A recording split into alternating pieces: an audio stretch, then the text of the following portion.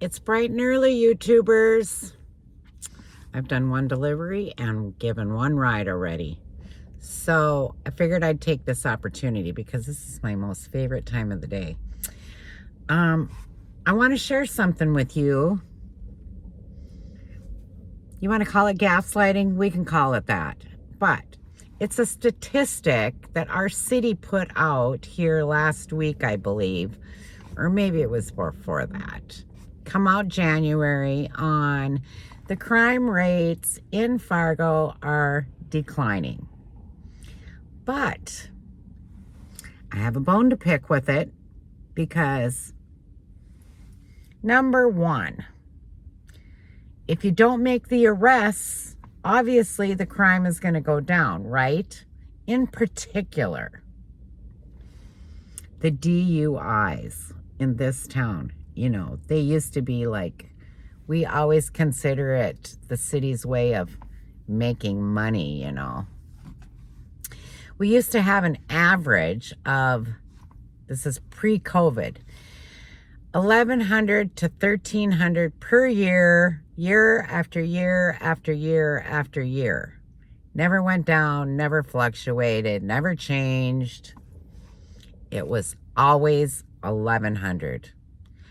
Lo and behold, COVID comes along, and we're all stuck at home for a month, except me. I was doing Instacart. I was a, what did they call it? Important worker, whatever, essential worker. Anyhow, the next year, which would be 2021, we didn't get any kind of data. The following 2 years, you know, we've been wanting to know this for a long time. So finally we get this report that came out in January, that said the DUIs for the year of 2024 were 187 for the entire year. Well, as you all know, I have those machines in the local establishments, and I've been doing my job for many years, and so I'm very familiar with the bar scene. Now, I'm going to give it just a little bit of credibility because we do have Uber and Lyft here now. But that would mean that people were taking Ubers and Lyfts to the bar and home again, which there possibly could be some of that, but also, hate to break it to you, but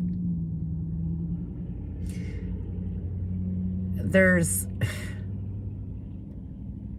several people that still drive. And let me tell you, them cars are not left over in the parking lot in the morning. Promise.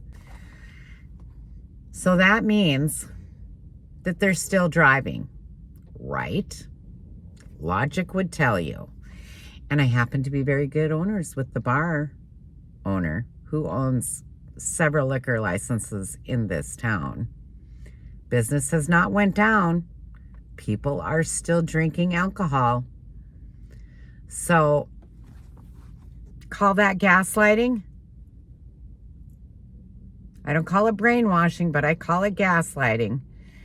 There's another one on the list. It's, you know, it's got all of these categories, and shoplifting being another one. Obviously, you can see that that one seems to be a little on the low side too.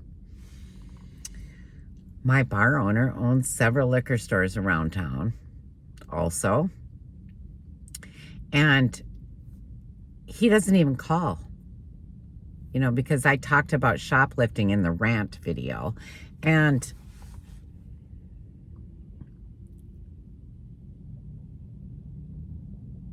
it's at the officer's discretion, remember, whether they want to do anything about it, number one. Number two, my bar owner doesn't even call them anymore because they don't come. They don't show up. Now, after COVID, we had a shortage of officers on the streets, and our population has grown, so they're dealing with more things. So maybe these two things are not their priority, but I can honestly tell you that, this city, little big city, I call it, the little big fish in the little pond kind of thing scenario, our population has grown significantly. And the murders have went up. So there's two things going on here.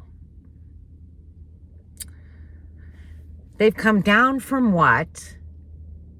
From when? Or they're just not arresting people. And I'll give you a reason for that too. Because I got served last year to go to court because in my old apartment building before I lived in the house, which is when you met me, when I lived in the house, my neighbor upstairs accidentally started the apartment building on fire, and they wanted me to come testify. And I had a little conversation with the guy that was delivering my little thing. And he said that the jails are full to the brim, and there were 5,000 warrants in the area out. 5,000 warrants.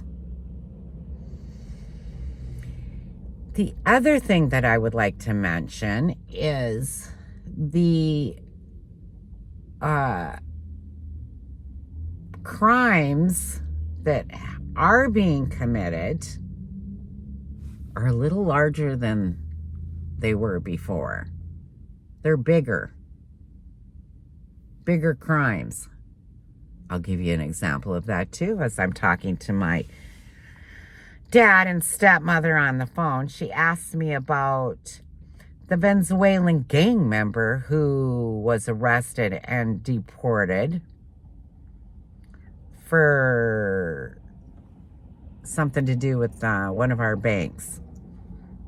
And I'm like thinking to myself, I bank at that bank, and I tried to go through the drive-thru the other day and it wasn't open. Well, come to find out that this person was pulled over, driving without their headlights on, and had a bunch of computer equipment and cords in the car and $40,000 in cash. You can look it up. And he turned in a couple of his buddies. Somehow they got off with $100,000 from the drive-through ATM at my bank by somehow hooking a computer up to it and making it, magically spit out money. I don't know. But my bank drive-through at all the locations, which are several around town, were closed for like a month. It took them a month to fix whatever it was that was the weakness in the system, update the system, whatever they did. So, is crime going down? I don't think so. I just think they're not arresting people because they don't have room in the jail. And we have at the discretion of the officer as to whether or not they're going to do anything. And that's what I think for today. Catch you tomorrow.